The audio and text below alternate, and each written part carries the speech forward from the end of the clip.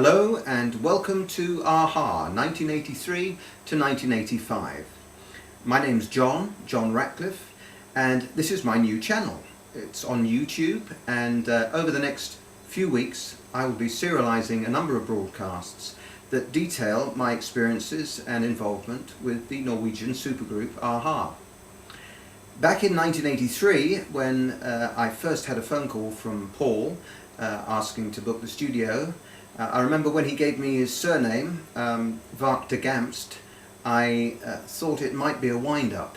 I wasn't too sure until a deposit check arrived in the post, and 2 weeks later Morten, Paul and Mags all walked through the door of my studio in South London, Rendezvous Studios, and this was the beginning of a magnificent journey for all of us, all concerned with a-ha.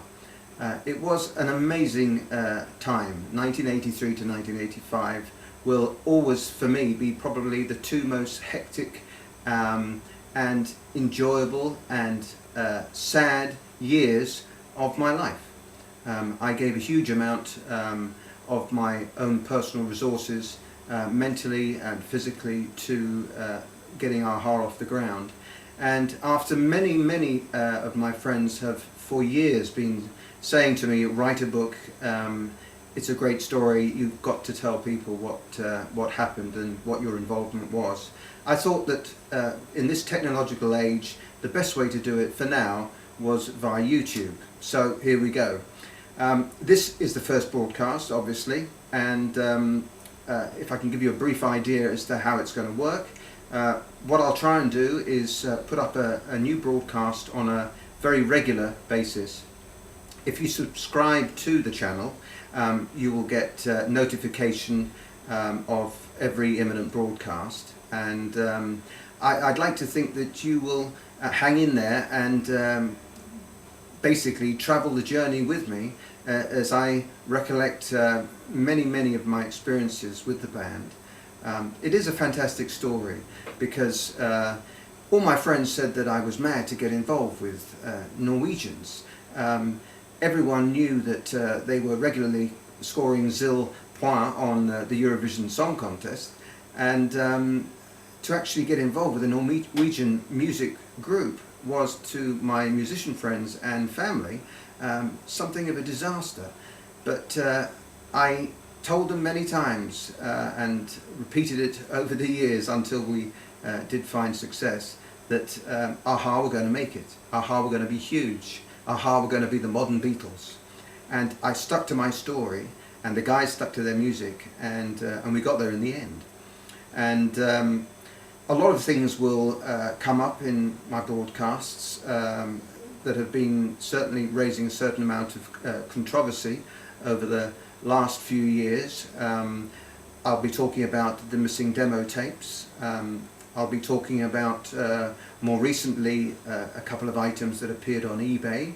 A lot of people have made their feelings very well known on the web, on the fan sites, and I'd like to think that I'd be able to answer fair and square all the queries that have been raised. Essentially, I want to put my side of the story. In my heart, I'm a creative, music-loving person, and the reason I got involved with a-ha in the first place was because I loved their music. I still love their music. They are three extraordinarily talented guys who have thankfully got together all those years ago and are still together now, still making great music. But this is going to be my personal account. I've never had a chance before. I was once going to write a book in 1985-86, and I was stopped from doing so, so I put it on the back burner. I felt that at some point in my life I would have to express, for my own sanity, the facts that were behind a-ha's success and my own involvement in that success. And up until now I've remained pretty silent, and I'm 52. I'm still thriving in the music business. I've just signed a fantastic new singer, different style to Morten, but equally brilliant.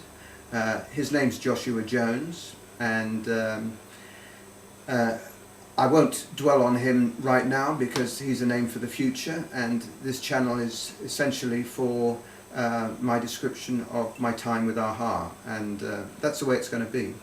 Over a period of the weeks, I will be showing you some amazing artifacts. I'm not allowed to actually play you any of the early music from the demos that were made at Rendezvous Studios. That's a shame. It's for me, I've always wanted those songs to be heard by the public, and especially by the fans, because Morton's voice, and I listened to, I have one CD copy of all the rough mixes that were recorded, and I listened to it. Morton's voice is absolutely fantastic on these early demos. He sings with a purity and with an emotion that I think with the passage of time inevitably disappears from a young, hopeful voice. We all change over the years. My voice has changed. Morton's voice has in many ways got even better. But there is a magic about Morton singing on those early demos, and it's a great shame that the public at large can't actually hear and share with me those wonderful dulcet tones. But all I would urge is for you to subscribe to this channel. I don't think you'll be disappointed. It's maybe a rough journey in places. I will be speaking from the heart. I've always been as honest as I possibly could be with my dealings with AHA, even though a lot has been said in the press that's very derogatory. But now is my chance to put the record straight, and I hope I'll do so in an amusing and entertaining way. I'm talking unscripted, so you may well get some very impromptu comments and impromptu remarks. I just don't know. But I would like you to be with me during this recounting of the fantastic story of AHA.